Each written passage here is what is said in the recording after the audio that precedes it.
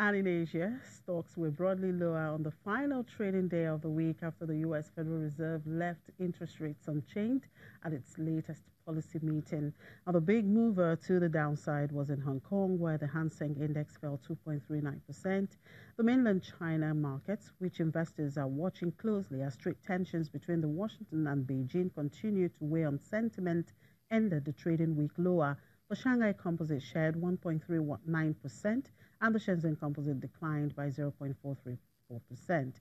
In other Asian market news, Japan's Nikkei 225 fell 1.05%, while the Topix Index saw losses of 0.49%. South Korea's Kospi slipped 0.31%.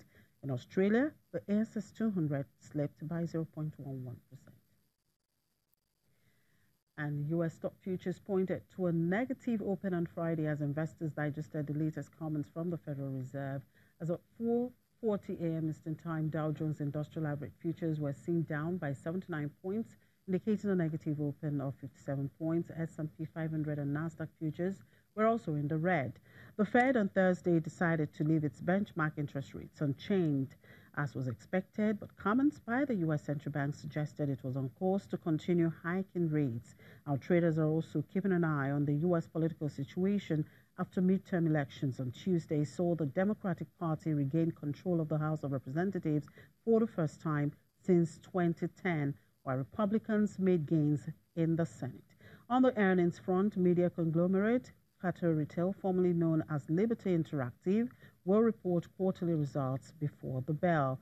Meanwhile, in data, the Bureau of Labor Statistics released its producer price index that should be at 8:30 a.m. Eastern Time about now, while consumer sentiment and wholesale trade data are expected to be released at 10 a.m. Eastern Time.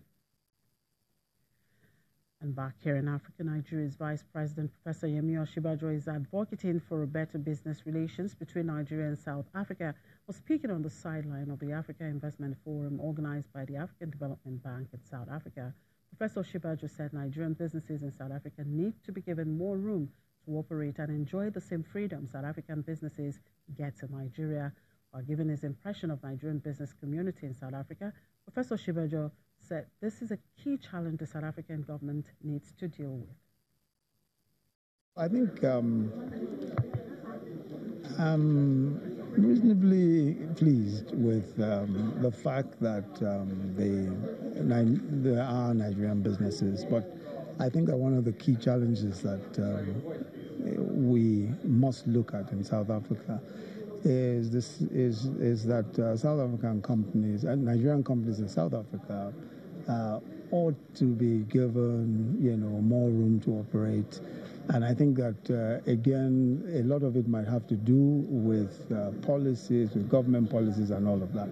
But I certainly would like to see the same sorts of freedom of action that businesses have, that South African businesses have in Nigeria. In other words, it can be a wholly owned South African business operating in Nigeria, repatriate your profits. If you sell real estate, you repatriate whatever it is. You can repatriate dividends, you can do what you like. And that's the sort of thing I'd like to see down here. And my sense of it, and from some of my discussions with Nigerian businesses here, is that they really would like to see far more warmth in terms of reception and, a better operating environment. But I'm sure that that's not a particularly difficult thing. From what we've seen today, discussions, especially with the statements that President Cyril Ramaphosa made, it's very evident that there is a new wave in Africa, a new thinking. And one of the key components of that is trading relationships, business relationships, on an equitable basis, reciprocal basis, Africa-wide basis, and that sort of thing.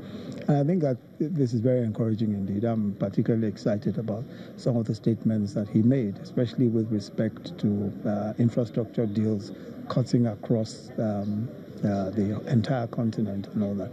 I think that's a great thing.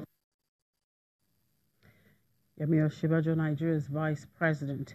And women empowerment across the African continent was put under the spotlight at the Africa Investment Forum, which ends today in Johannesburg, South Africa. The president of the African Development Bank, Dr. Akinwumi Adesina, acknowledged the strides made by women and lauded them for taking the center stage at the investment forum. Our Channels Television South African Bureau Chief, Betty Debe, now reports. Access to funding, lack of support, and male dominance are just some of the challenges that female entrepreneurs face across the continent. A panel discussion under the theme, Investing in Women for Accelerated Growth at the Africa Investment Forum, was used as a platform to tackle these problems. The president of the African Development Bank, Dr. Akinwumi Adesina, says he's created an initiative that will help the banking sector support female business owners. We believe that we need to de-risk lending to women businesses. So we are working now to set up a guarantee facility that is $300 million US. That guarantee facility of $300 million will leverage 10 times. That will be at least $3 billion that we can leverage for businesses of women, in Africa.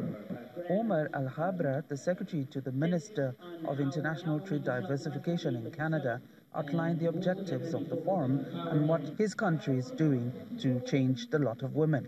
We have a feminist international aid policy that is focused on empowering women, on helping them become more educated, more entrepreneurs, take leadership of their own business, because we know, like mentioned earlier, when women succeed, they spend their money on education for their children, on their households, and that money goes back into the economy. So that also is an excellent tool to combat poverty. The chairman of First Bank of Nigeria, who herself encountered challenges when establishing her business, says innovative solutions are needed to deal with problems women face.